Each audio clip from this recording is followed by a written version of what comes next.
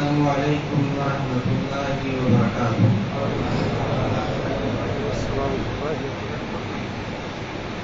الحمد للہ الذی کفى وسلام علی عباده الذین اصطفى، اما بعد، اعوذ باللہ من الشیطان الرجیم، بسم اللہ الرحمن الرحیم، وَأَنَّهُ هُوَ أَضْحَكَ وَأَبْكَى۔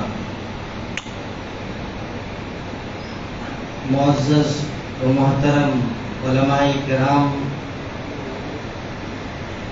اسلامی بھائیوں،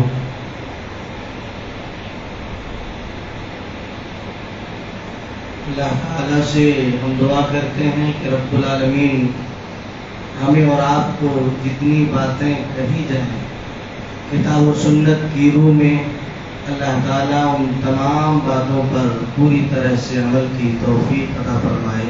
آمین یا رب العالمین۔ مختصر سے وقت میں چند باتیں آپ کے سامنے رکھی۔ اللہ تبارک و تعالی ہم سب کا خالق و مالک، مربی و پالنہار، اور ہم یہ جانتے ہیں، قرآن مجید پڑھتے ہیں، قرآن کی وہ آیت جو میں نے تلاوت کی ہے سورہ نجم کی، وَأَنَّهُ هُوَ أَضْحَكَ وَأَبْكَى، وہی ہنساتا ہے، وہی رلاتا ہے۔ لیکن سوال یہ ہے کہ انسان ہنستا کب ہے اور انسان روتا کب ہے؟ انسانی زندگی میں جب پریشانیاں، تکلیفیں، مصیبتیں آتی ہیں تو ایسے عالم میں انسان رونے لگتا ہے، اور جب اسے فائدہ ملتا ہے تو اس صورت میں انسان ہنسنے لگتا ہے۔ لیکن اب بھی یہ سوال کا سلسلہ جاری ہے کہ آخر نفع اور نقصان کا دینے والا ہے کون؟ تو نفع و نقصان کا دینے والا یہ بڑا اہم سوال ہے کہ ہم مسلمان ہوتے ہوئے بھی نفع و نقصان کا اختیارات اللہ کے علاوہ ہم نے غیروں کو دے رکھا ہے، اور ہم یہ سمجھ رہے ہیں کہ وہی ہماری مشکل کشا اور حاجت روا ہے۔ تو میں یہ پوچھنا چاہتا ہوں آپ سے کہ اللہ کے علاوہ اس کائنات میں کوئی اور ہے جو نفع و نقصان دے سکتا ہے؟ ہاں؟ نہیں دے سکتا ہے نا؟ تو اگر اتنی بات آپ سمجھے ہیں تو بات کلیئر ہے، کیونکہ اللہ تبارک و تعالی نے اپنے محبوب جناب محمد رسول اللہ صلی اللہ علیہ وسلم کے تعلق سے کہا، قُلْ إِنِّي لَا أَمْلِكُ لَكُمْ ضَرًّا وَلَا رَشَدًا۔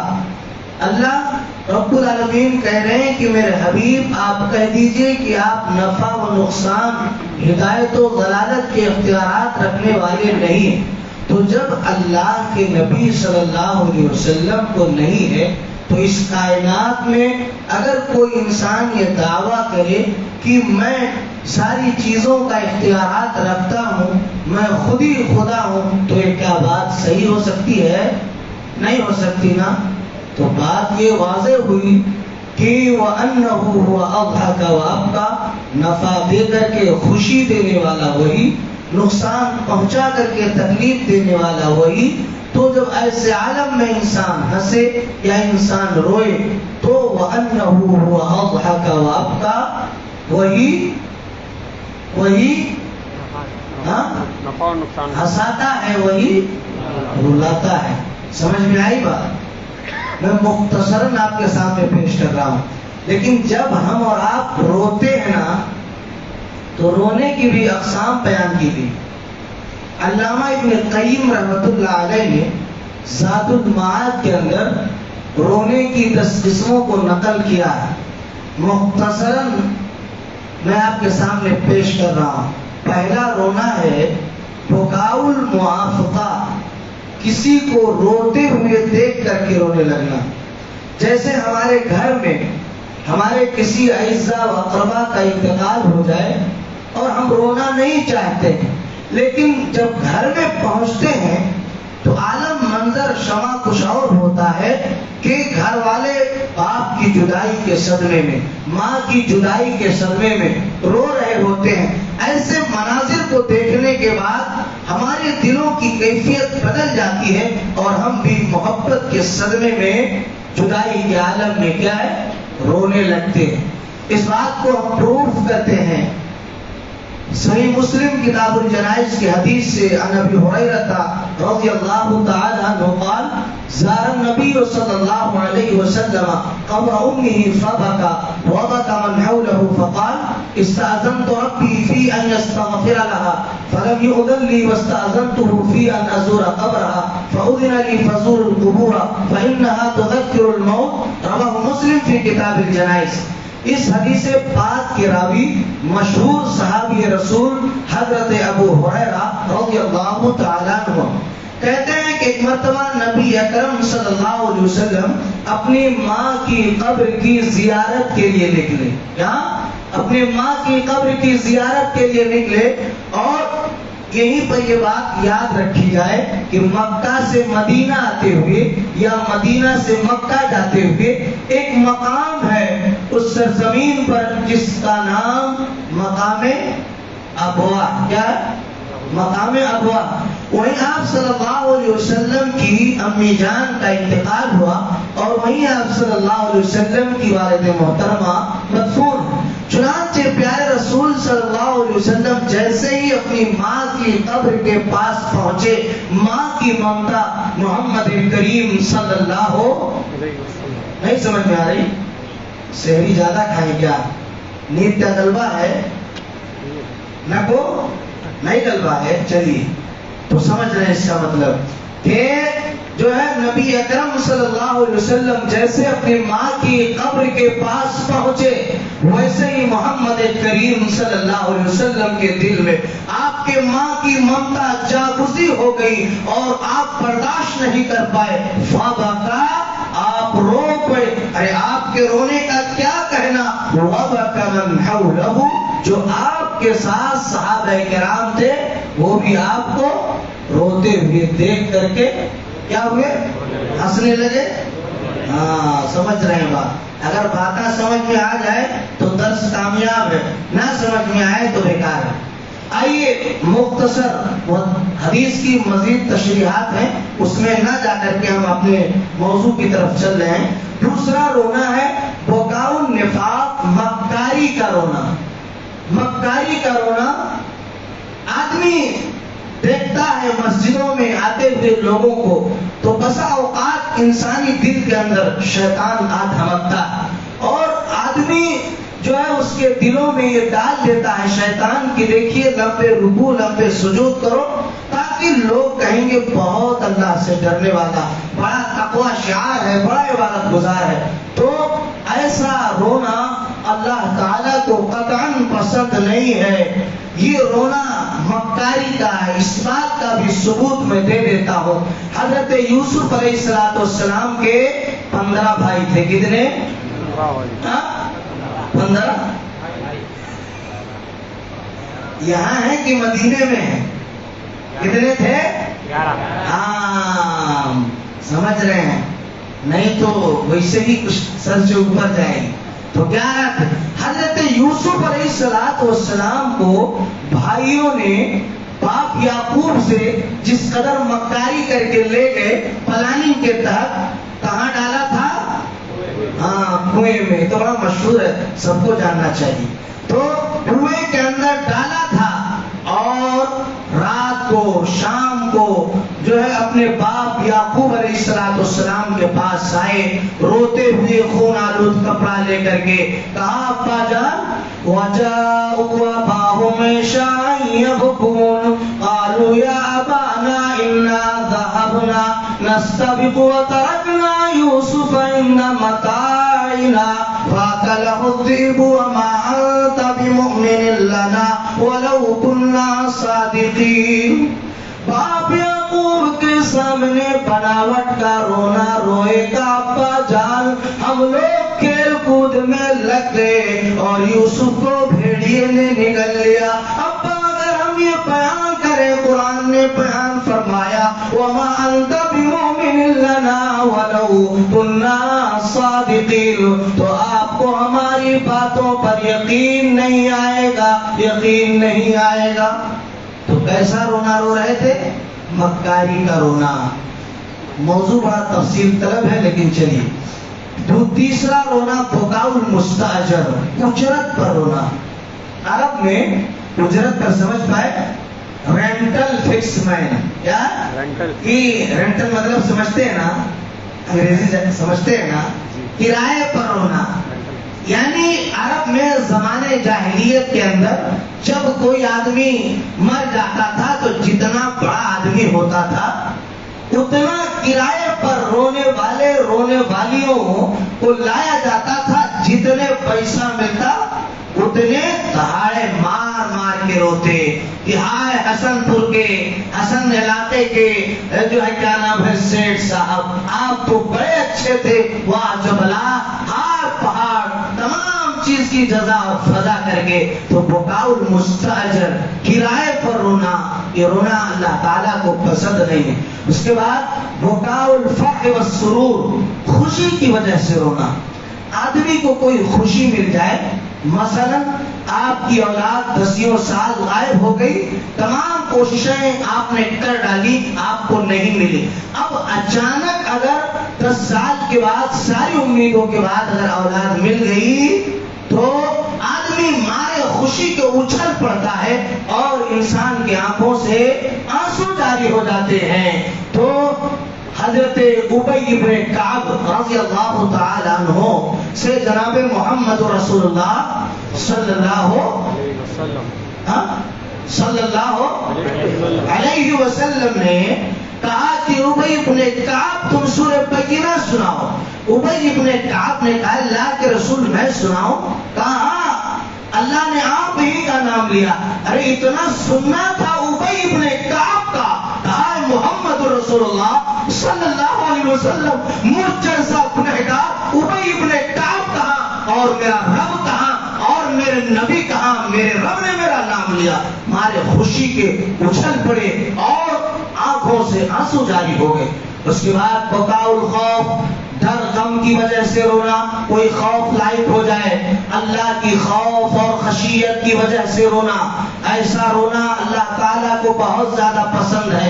صحابہ کرام نے تنہائیوں میں اللہ تبارک و تعالیٰ کے خوف اور خشیت سے رویا ہے، اور 7 قسم کے لوگ ہوں گے جنہیں اللہ عرش کے سائے میں سایہ عطا فرمائے گا، انہی میں سے وہ بھی ہوگا وَرَجُلٌ ذَكَرَ اللَّهَ خَالِيًا فَفَاضَتْ عَيْنَاهُ، کہ جس نے اللہ کو یاد کیا تنہائی میں رویا، یعنی آخرت کو یاد کر کے اللہ کو یاد کر کے روئے۔ ایسا رونا اللہ کو بڑا محبوب ہے۔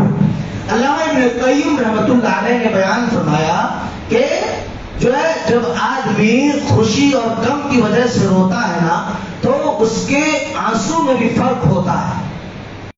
غم کا آنسو کھارا اور گرم ہوتا ہے نا، کھارا اور گرم ہوتا ہے۔ جب کبھی آپ روئیں گے یا روئے ہوں گے تو اندازہ کر لیجیے کیسے پتا چلے گا؟ کسی گال پہ جب آنسو ٹپکیں گے نا تو یہ رخسار بتا دے گا اور خود ہی آپ کی حالت بتا دے گی۔ غم کے آنسو کھارے اور گرم ہوتے ہیں، خوشی کا آنسو میٹھا اور ٹھنڈا ہوتا ہے۔ یہ غم کے آنسو میں خوشی کے آنسو میں فرق ہے۔ اس کے بعد اگلا رونا بکاء الرق والرحمہ، رقت قلبی کی وجہ سے رونا۔ ایک آدمی بڑا نرم دل ہوتا ہے اور انسان معمولی سی چیز پر کبیدہ خاطر ہوتا ہے، اور آدمی اللہ اس کے رسول کے ساتھ غلط ہوتے ہوئے برداشت نہیں کر پاتا ہے، آدمی رونے لگتا ہے۔ یہی معاملہ دیکھیے جناب محمد رسول اللہ صلی اللہ علیہ وسلم کی حدیث سے بھی اس بات کو پروف کرتے ہیں۔ خلفائے راشدین کتنے ہیں؟ 15 20 کتنے؟ 4 ماشاءاللہ۔ کون کون؟ ابو بکر اور عمر فاروق، حضرت عثمان، حضرت علی رضی اللہ عنہ، اللہ اکبر۔ تو حضرت ابو بکر صدیق رضی اللہ تعالیٰ عنہ بڑے نرم دل کے آدمی تھے۔ کیسے آدمی تھے؟ بڑے نرم دل کے طبیعت کے آدمی تھے، اللہ اکبر۔ تو حضرت ابو بکر صدیق رضی اللہ تعالی عنہ کی بیٹی حضرت عائشہ صدیقہ رضی اللہ تعالی عنہا جناب محمد رسول اللہ صلی اللہ علیہ وسلم کے زوج محترمہ اور ہم سب کی ماں، امت کی ماں ہے. اللہ اکبر. جب آپ صلی اللہ علیہ وسلم بیمار پڑے تو آپ کو نماز پڑھانے کی سخت قوت و طاقت نہ رہی، تو پیارے نبی نے اماں عائشہ سے کہا مروا ابا بکر فلیصلی بالناس. اے عائشہ تم ابو بکر کو حکم دو کہ وہ لوگوں کی نماز پڑھائیں. اماں عائشہ صدیقہ رضی اللہ تعالی عنہا نے بیان فرمایا کہ اے میرے شوہر، اے میرے پیارے حبیب، میرے ابا صدیق اکبر رجل رقیق القلب فاذا قرأ القرآن غلبه البكاء. میرے ابا صدیق اکبر بڑے نرم دل کے آدمی ہیں، جب وہ قرآن پڑھتے ہیں تو ان پر بکا کی کیفیت طاری ہو جاتی ہے، وہ رونے لگتے ہیں. آپ انہیں نماز پڑھانے کے لیے نہ کہیے نہ کہیے. تو یہ ہے آدمی بڑا نرم دل کا ہوتا ہے. اس کے بعد بکاؤ ضعف، کمزوری کی وجہ سے رونا، بکاؤ العلم جو ہے تکلیف کی وجہ سے رونا، بکاؤ المحبہ محبت کی وجہ سے رونا. آدمی کو محبت میں رونا ہوتا ہے، آدمی روتا ہے.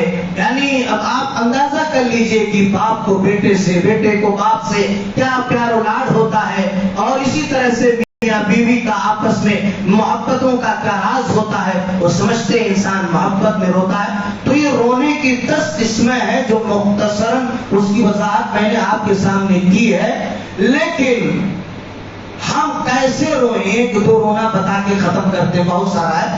ہم کیسے روئیں کہ ہمارے مالک کو ہمارا رونا پسند آ جائے. کیسے روئیں؟ پہلا رونا قرآن مجید کو پڑھیں، پڑھ کر کے روئیں. قرآن شریف کو سن کر کے روئیں. ایسا رونا اللہ کو بہت زیادہ پسند ہے. لیکن سوال یہ ہوتا ہے کہ مولوی صاحب ہم تو روزانہ قرآن سنتے ہیں، روزانہ سنتے ہیں، ماشاءاللہ. سنتے ہیں کہ نہیں سنتے ہیں؟ ہاں، پڑھتے بھی ہیں کہ نہیں پڑھتے ہیں؟ نہیں پڑھتے. چلیے سب پڑھتے نہیں تو جو نماز پڑھتا ہے تو کم سے کم سنتا تو ہے کہ امام صاحب قرأت کرتے ہیں. جو بھی پڑھتے ہوں گے تو آپ سنتے ہیں. لیکن پھر بھی ہمارے دلوں کی حالت اور کیفیت نہیں بدلتی ہے. اس کے وجوہات جانتے ہیں کیا ہے؟ بتائیے. بہت سارے وجوہات ہیں.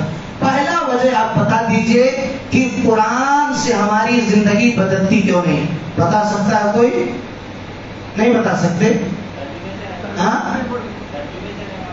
ترجمہ تو چلیے اچھی بات ہے، جزاک اللہ. ترجمہ تو بہت آگے نکل گئے. ترجمہ سے پہلے بھی کچھ ہے. یعنی قرآن کو مسلمان 99% بولو پڑھنا ہی نہیں جانتا. کیا؟ پڑھنا ہی نہیں جانتا. ترجمہ اور اسی طرح سے اس کا سمجھنا، تفسیروں کا تو بڑا مشکل کام ہے بھائی. اگر سمجھنے لگے آدمی تو دلوں کی دنیا بدل جائے. اللہ تعالیٰ اس کے دلوں پر اپنی رحمتوں کو نازل کرے. لیکن جب آدمی میدان، ہم نے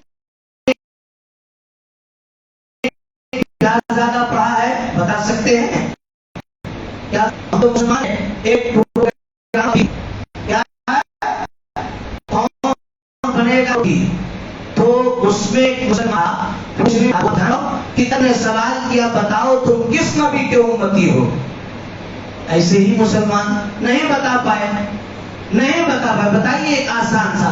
تو ایسے جب مسلمان اس کائنات، اس جہان، اس دنیا میں رہیں گے تو قرآن تو سمجھنا بڑی دور بات، پڑھنا بڑی دور کی بات. اسلام کی بے حرمتی اور بے عزتی کے لیے ایسے لوگ کافی ہیں. تو ہم نے کیا زیادہ پڑھا؟ ہم نے یہ فار نہیں سمجھے. اے فار ایپل، ہاں اے فار ابا، بی فار بڑا ابا، سی فار چھوٹا ابا، D for doctor, M for مولوی ابا پر بعد میں آتے ہیں. تو بہرکیف یہ حال ہے کہ ہم نے انگریزی اتنا پڑھا. دیکھیے زبان سیکھنا چاہیے، پڑھنا چاہیے. ضرورت وقت کی زبانوں کی مخالفت نہیں، ہر پڑتی ہے اور سیکھ کے اسلام کے جینے کا سلیقہ ہونا چاہیے. لیکن اس کا مطلب یہ نہیں کہ ہم انگریزی اتنا پڑھ لیں کہ انگریز کو بھی پڑھا لے جائیں. لیکن ہم یہ بھی بڑا المیہ ہے امت مسلمہ کے لوگوں، اسی لیے قرآن ہمارے اوپر کیا ہے؟ اثر نہیں کرتا ہے. تو قرآن کے اثر کے لیے ہمیں کیا کرنا ہوگا؟ بولیے، قرآن پڑھنا ہوگا، قرآن سمجھنا ہوگا. کیسے ہو سکتا ہے؟ بتائیے بتائیے. اپنے علماء سے، اپنے ہاں علماء ائمہ جو سارے لوگ ہیں ان سے آپ رابطہ کرو. یہ نہ سمجھو کہ میں پاپا کا ابا ہوں تو میرا پاپا بھی حساب سے پڑھتا ہے تو مجھے شرم آتی ہے. یہ شرمانے کا کام نہیں ہے. قرآن سیکھیے، قرآن سمجھیے. جب سمجھنے لگیں گے تو اور لوگ آپ کو بولو، اور لوگ آپ کو گمراہ نہیں کر سکتے ہیں. اور اگر نہیں سمجھو گے تو ان الانسان خلق حلوا، کہ انسان حلوہ کھانے کے لیے پیدا کیا گیا. شب برات فطرین دے دی جائے گی. تو اسی لیے آپ جب سمجھیں گے تو بالکل آپ گمراہیوں سے دور ہو جائیں گے اور صحیح راستے پہ آ جائیں گے. تو عہد کرو انشاءاللہ ہم ضرور قرآن پڑھیں گے. بولو، پڑھیں گے انشاءاللہ، سمجھیں گے انشاءاللہ. اپنے علماء، اپنے ائمہ سے، وہ والی 2 سال کی ڈگری والوں سے سمجھنے کی کوشش مت کیجیے گا. مخالفت میں نہیں کر رہا ہوں. آپ کے ہاں جمعیت و جماعت، آپ کے ہاں علماء ہیں، دیکھیے کتنے لوگ ہیں. آپ سمجھنے کی کوشش کرو اور قرآن سیکھو. جب سیکھو گے تو آپ کے دلوں کی دنیا بدل جائے گی. تو انشاءاللہ ہم اس پر عمل کریں گے نا. جوانوں قدم بڑھاؤ. جس طرح تم نے انگریزی کو اتنا پڑھا کہ تم انگریز کو پڑھا سکتے ہو، یقیناً ہماری انگریزی اتنی مضبوط ہے کیونکہ وہ ہماری زبان نہیں ہے، اس لیے ہم نے قاعدہ کلتیہ سے سیکھا ہے. یعنی ہم نے ڈائریکٹ انڈائریکٹ ایکٹیو پیسو کے ذریعے ہم نے تمام محاورات کو یاد کیا ہے. انگریز کیا جانے بھائی. اسی لیے آپ قرآن کو سیکھیں، اتنا سیکھیں، اتنا سیکھیں کہ اس کائنات میں قرآن گھر گھر میں بولو عام ہو جائے. بولو عام کریں گے نا انشاءاللہ. کریے کریے، اللہ آپ سب کو کامیاب کرے. تو صحابی رسول حضرت عبداللہ ابن مسعود رضی اللہ تعالیٰ عنہ ہے، پیارے نبی صلی اللہ علیہ وسلم ہے اور صحابہ کرام کی مجلس ہے. تو پیارے نبی نے قاری قرآن حضرت عبداللہ ابن مسعود سے کہا کہ عبداللہ ابن مسعود تم قرآن کو پڑھو. تو عبداللہ ابن مسعود کہتے ہیں اقرأ علیک وعلیک انزل، اے پیارے حبیب میں قرآن کو پڑھوں؟ کہا ہاں میں قرآن تم سے سننا چاہتا ہوں. پیارے نبی صلی اللہ علیہ وسلم کے صحابی حضرت عبداللہ ابن مسعود کہتے ہیں میں نے قرآن جو ہے پڑھنا شروع کر دیا. صحابہ کرام نے قرآن سننا شروع کیا اور جو ہے آپ صلی اللہ علیہ وسلم بھی سر جھکا کر قرآن کی تلاوت کو سماعت کرنے لگے. اور سورہ نساء کی تلاوت میں نے شروع کی اور جب اس آیت کریمہ پر میں پہنچا فَكَيْفَ إِذَا جِئْنَا مِنْ كُلِّ أُمَّةٍ بِشَهِيدٍ وَجِئْنَا بِكَ عَلَى هَؤُلَاءِ شَهِيدًا. اس آیت کریمہ کے اندر قیامت کے اس مناظر کا بیان ہے کہ جس دن انبیاء و رسول بیچارے بیکار ہو جائیں گے کہ کوئی کسی کا کام آنے والا نہیں ہوگا. جس کے تعلق سے اللہ رب العالمین نے بیان فرمایا یوم یجمع اللہ الرسل فیقول ماذا اجبتم قالوا لا علم لنا الا انت علام الغیوب. تمام کے تمام لوگ جمع کیے جائیں گے، انبیاء و رسل موجود ہوں گے. اللہ پوچھے گا انبیاء علیہ السلام سے بتاؤ تمہاری قوم نے تمہیں کیا جواب دیا. تو اس قدر ہیبت طاری ہوگا، خوف طاری ہوگا اللہ کا. اور اس قیامت کے دن کا کیا منظر بیان کیا گیا، کوئی جواب نہیں بن پڑے گا. کہیں گے قالوا لا علم لنا، اے میرے مولا، اے رب العالمین مجھے نہیں معلوم، میرے مولا تو ہی اللہ علام الغیوب ہے. اس آیت کریمہ کے اندر یہی بیان کیا گیا کہ جب تمام امتوں کو لایا جائے گا اور تمام امتوں پر محمد کریم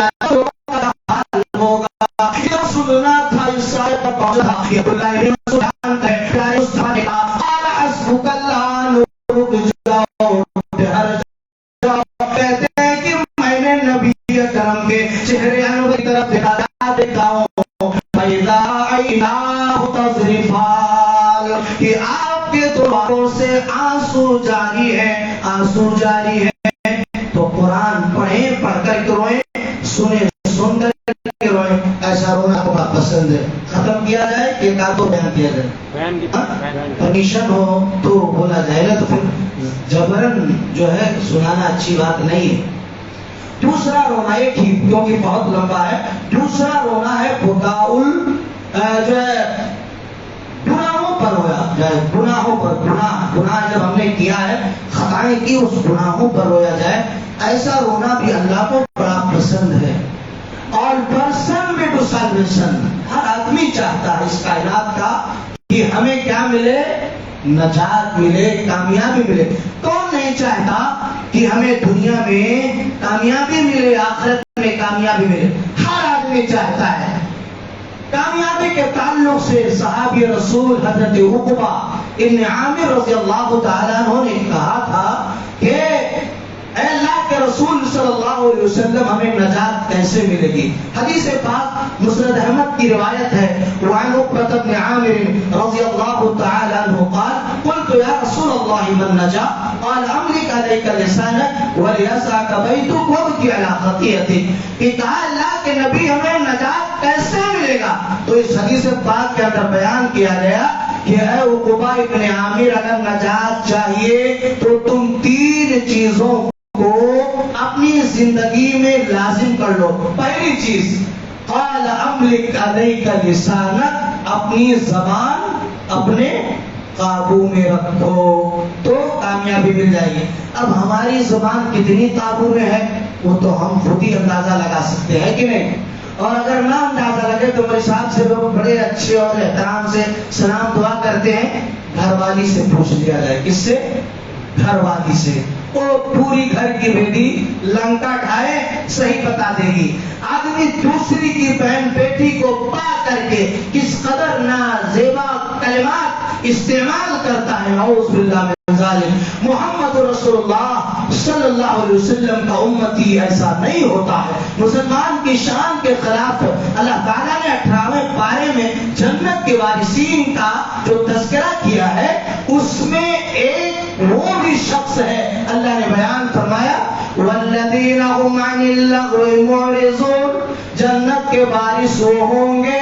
جو لغو باتوں سے اعراض کرتے ہیں پرہیز کرتے ہیں اسی لیے پیارے نبی صلی اللہ علیہ وسلم نے بیان فرمایا من یضمن لی بین لحیی و بین رجلی تم مجھے دو چیزوں کی ضمانت دو میں تجھے جنت کی ضمانت دیتا ہوں انہی میں سے ایک زبان ہے یہ زبان آپ کو مٹھائی کھلائے گی یہ زبان آپ کو لات جوتے بھی کھلائے گی اچھا بڑی اہم بات یہ ہے کہ زبان کا استعمال اگر غلط غیروں کے ساتھ کریں تو بولو ایکشن کا ریئیکشن سائیڈ ایفیکٹ ہو جائے گا ہے نا اچھا اتنا اس زبان کی اہمیت دیکھیے غیر تو چھوڑیے اپنی گھر میں اپنی بیوی سے اگر غلط استعمال کریں تو بولو ہاں آپ کو کھانا وانا دے گی نا اچھے سے ہو نہیں دے گی یعنی آپ کی اپنی ہم سفر آپ کی اپنی رفیق حیات آپ کی غلط زبان کو برداشت کرنا گوارا ہے تو بتاؤ اس کائنات میں جہان میں کوئی اور ہے جو دوسرا غلط باتوں کو سنتا ہے نہیں سن سکتا ہے لیکن یہ زبان میٹھی اگر آپ اللہ کے امی کی تعریف کر دیں تو دیکھیے آپ ویسے ہی کہتے ہیں کہ آج آپ نے جو ہے میرے لیے اچھا کھانا بنایا بڑا اچھا کام کیا آپ یوں ہی کہیں گھر چلا کیوں تو دیکھیے ماشاءاللہ ایک گلاس پانی تو آپ مانگیں گے وہ 2 گلاس لا کر کے حاضر کرے گی، لو آپ بڑے پیاسے ہو، آپ سے بڑے اچھے سے پیش آئے گی، بڑی خدمت گزار بن جائے گی۔ اسی لیے زبان کا صحیح استعمال کرنا سیکھو۔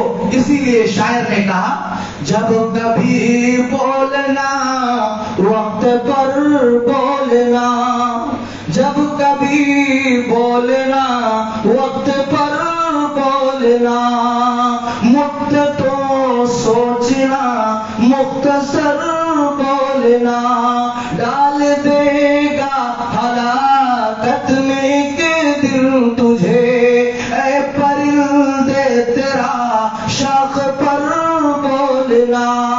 محمد رسول اللہ کا شہدائی کبھی بھی اپنی زبان کا غلط استعمال نہیں کرتا، تو اپنی زبان اپنے قابو میں رکھو، جنت ملے گی۔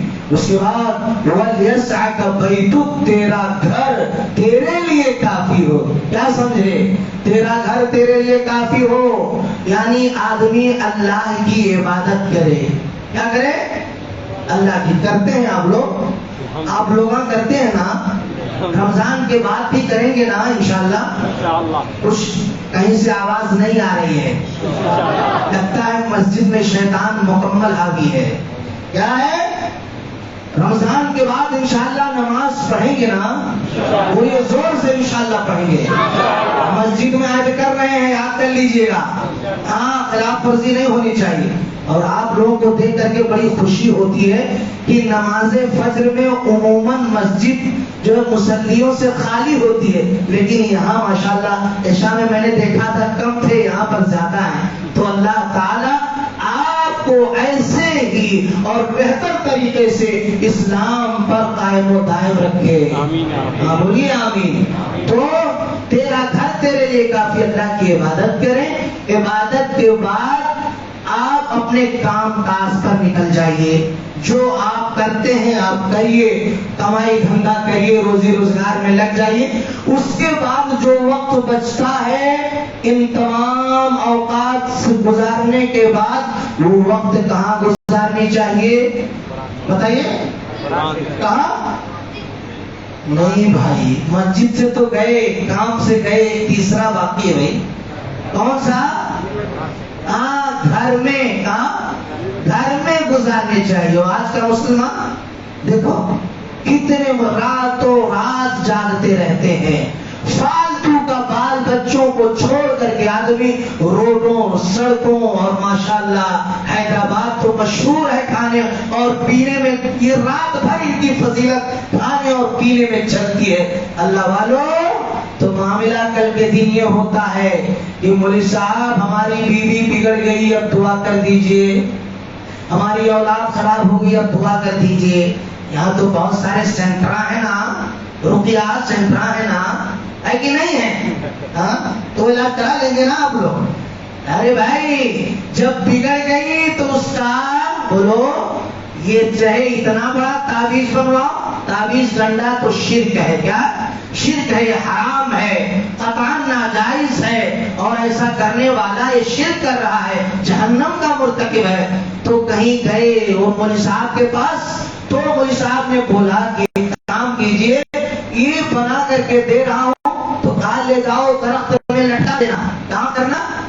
درخت میں۔ تو کہا ارے درخت ہمارے یہاں نہیں ہے تو کیا کیا جائے؟ پنکھا ہے نا گھر میں، ہاں تو یہ جو سیلنگ فین ہے نا اسی میں لٹکا کے بٹن چالو کر دینا، اور جب وہ جتنا تیز چلے گا اتنی ہی بیوی بولو آپ کے قریب آئے گی۔ اللہ اکبر! یعنی یہ معاملہ ہے ایمان اور عقیدے سے دور ہونے کا۔ ایمان والوں، بگڑنے والوں کا سوائے انسانیت کی راہ پہ لانے کی کوششوں کے علاوہ اس کا کوئی علاج نہیں ہے جب بگڑ جائے۔ اس لیے بگڑنے سے پہلے کیا کرو؟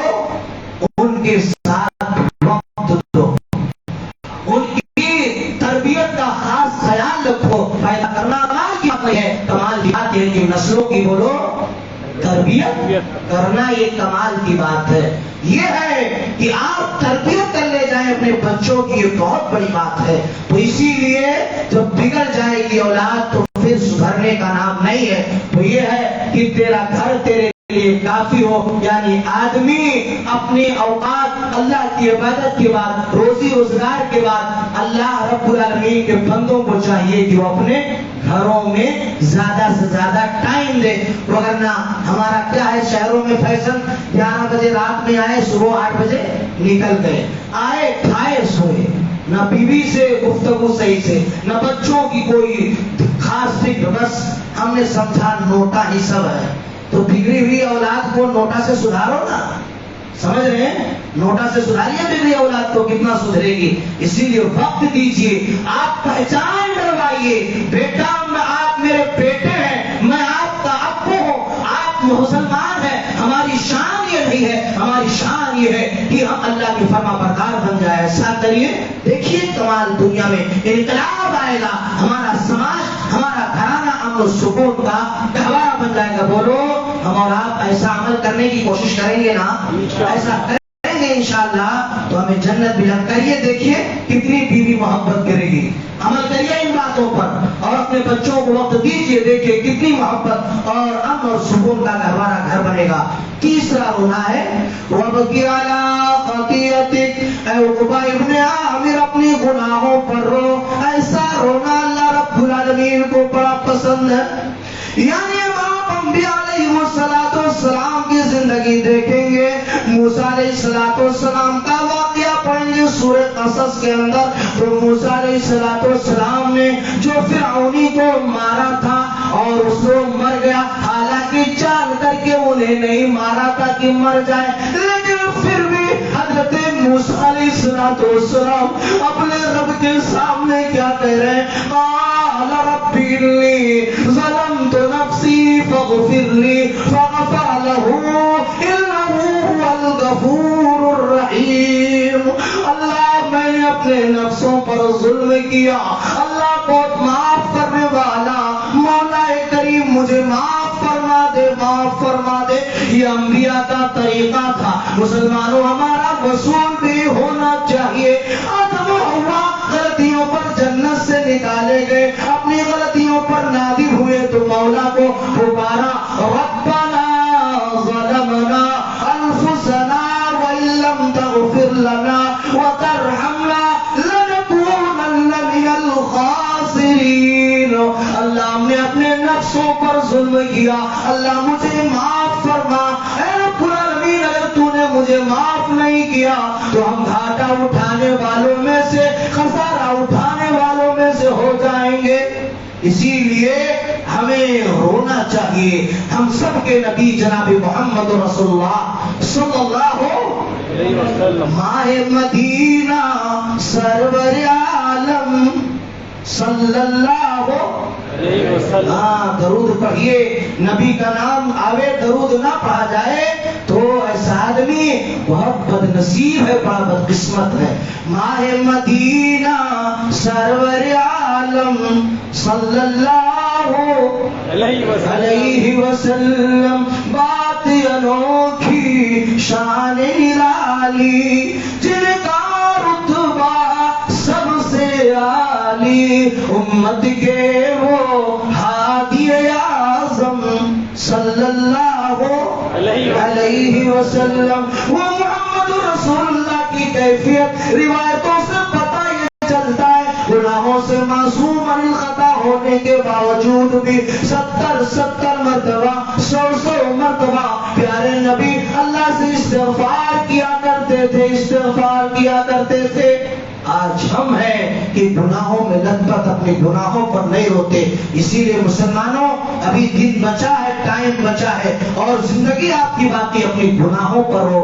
ایسا رونا اللہ تعالیٰ کو بہت زیادہ پسند ہے. اب وقت اجازت نہیں دے رہا ہے اور اسی پہ بات کو ختم کرتے ہیں. انشاءاللہ کبھی موقع ملا تو گفتگو کی جائے گی. ہمارے شیخ جو ہے حافظ عبد الغنی حافظ اللہ عمری، کیا نام ہے آپ جانتے ہیں نا، سب جانتے ہیں نا؟ ماشاءاللہ. تو اچھے عالم دین ہیں، آپ ان سے سنیے اور ربط و ضبط رکھیے، سب سے سمجھنے کی کوششیں کیجیے، دین سے واسطہ جوڑیے. اور آپ کے مسجد کے امام جو بھی ہیں آپ ان سے اپنا ربط و ضبط رکھیے اور مسجدوں سے جڑنے کی کوشش کریں. جب مسجدوں سے دور ہوں گے تو بولو تباہ کر دیے جائیں گے. جانتے ہیں مسلمانوں کا ایک ملک تھا جس ملک میں تباہی کا مسلمانوں کے لیے مقدر بن گیا، اس ملک میں جہاں تمام برائیاں مسلمانوں میں پائی جانے لگی، وہیں ایک برائی کیا تھی معلوم ہے؟ کہ ان کے عوام کو ان کے علماء کے تئیں بدظن کر دیا گیا۔ کیا بدظن کر دیا گیا؟ اور جب عوام علماء کے تئیں بدظن ہو جائے تو پھر اس کا لگام چھوٹ گیا اور یہ گمراہ ہو جائیں گے۔ اسی لیے آپ دیکھیں گے سماج اور معاشرے میں ماشاءاللہ ٹائی پینٹ کوٹ مخالفت نہیں کرتا، اسلام کی دعوت اور اسلام کی تبلیغ کے لیے جو اصول اور ضوابط ہیں، ان اصول اور ضوابط میں ہمارے جوانہ کیا کرتے ہیں؟ بس جوانی کے جوش میں آ کر کے سمجھتے ہیں کہ مولوی صاحب لوگ کچھ نہیں جانتے ہیں، اور یہ ہمارے جتنے بھی سسٹرز بردرز اور ہسٹرز جتنے بھی ہیں نکلے، یہی سب کچھ ہے۔ سائنس اسلام کو سائنس سے توڑتے ہیں۔ کیا سائنس؟ دنیا کیا جانتی ہے؟ ایک منہج ہوتا ہے، منہج سمجھتے ہیں؟ قرآن کو کیسے سمجھا جائے، حدیثوں کو کیسے سمجھا جائے، وہ منہج صرف اور صرف منہج سلف کے علماء کے پاس ہے اور دنیا کے کسی اور کے پاس نہیں ہے۔ بس مولوی مجبور ہے کہ منہج سلف سے ہم خلاف نہ جائیں، وگرنہ لوگ جو دعوت اور تبلیغ کے مناظر اس دنیا میں قائم کر کے اور اسلام کو بدنام کرنے کی کوشش کرتے ہیں، وہ منہج سلف سے ہٹے ہوئے لوگ ہیں۔ اسی لیے منہج سلف سے ہٹ کر کے اگر کوئی زندگی گزارنے کی کوشش کرتا ہے تو گمراہ ہو جائے گا۔ اسی لیے بدظن مت ہوئیے، آپ حسن ظن رکھیے۔ جس دن بدظن ہو گئے تو آپ یاد رکھیے کہ وہ ملک تباہ و برباد ہو گیا، ایسے ہی آپ بھی تباہ و برباد کر دیے جاؤ گے۔ اللہ تبارک و تعالی ہمیں صحیح معنوں میں کتاب و سنت کے مطابق پوری زندگی گزارنے کی توفیق عطا فرما۔ اللہ اگر ہمارے کہنے میں کوئی کمی کوتاہی ہو، مولا ہماری کمیوں کو معاف فرما دے۔ اے اللہ ہم نے جو بھی عبادتیں انجام دی ہیں، اے اللہ ہماری ساری عبادتوں کو تو قبول فرما لے۔ اے اللہ ہم میں سے جو بیمار ہے، الہی تو انہیں شفائے کاملہ عاجلہ عطا فرما مولا۔ اے اللہ ہم میں سے جو پریشان حال ہیں روزی روٹی کے معاملے میں یا زندگی کے کسی اور جائز معاملے میں، اے اللہ تو ہر مسلمان بندے کی ہر جائز ناہیوں کو پورا فرما دے۔ رب اے پروردگار عالم رب العالمین، تو ہم مسلمانوں کا حامی و ناصر بن جا مولا۔ اے اللہ رب العالمین، ظالم اگر ہدایت کے قابل ہو تو انہیں ہدایت سے نواز دے رب، نہیں تو پھر مولا کریم انہیں نیست و نابود کر دے رب۔ اے اللہ تو ہمارے ملک میں امن و شانتی عطا فرما مولا۔ اے پروردگار عالم، جب تک ہمارا اس دنیا میں زندہ رہنا بہتر ہو، اللہ تو ہمیں ہماری حیات کو باقی رکھ، اور جب اس دنیا میں ہمارے لیے جینا عافیت کا باعث نہ ہو، اے اللہ تو ہمیں اپنے کلمے لا الہ الا اللہ محمد رسول اللہ پر جہان سے اٹھا لے رب۔ اے پروردگار عالم رب العالمین، ہم میں سے جو مقروض ہیں، اے اللہ انہیں قرض کی ادائیگی کی توفیق عطا فرما مولا۔ اے اللہ ہمارے آبا و اجداد قبروں میں مدفون ہیں، ہماری دعاؤں کے محتاج ہیں، ان کے لیے صرف یہی دعا ہے۔ اللہ رب العالمین آج ہم دعا کرتے ہیں، اے اللہ جی کا خاتمہ کلمہ توحید پر ہوا، الہی تو ان کے قبروں کو نور سے بھر دے رب۔ اے اللہ تو نے جنت الفردوس میں اعلی مقام عطا فرمایا۔ اے اللہ جب تک ہم اس دنیا میں زندہ رہیں، ایمان و اسلام پر زندہ رہیں، جب ہمارا خاتمہ ہو کلمہ توحید لا الہ الا اللہ محمد رسول اللہ پر ہو۔ اتنا ہی نہیں، رب العالمین تو نے جو جنت بنائی ہے، اے اللہ ہم تمام کے تمام موحدین بندوں کو جنت الفردوس میں اعلی مقام عطا فرما۔ آمین تقبل یا رب العالمین۔ وآخر دعوانا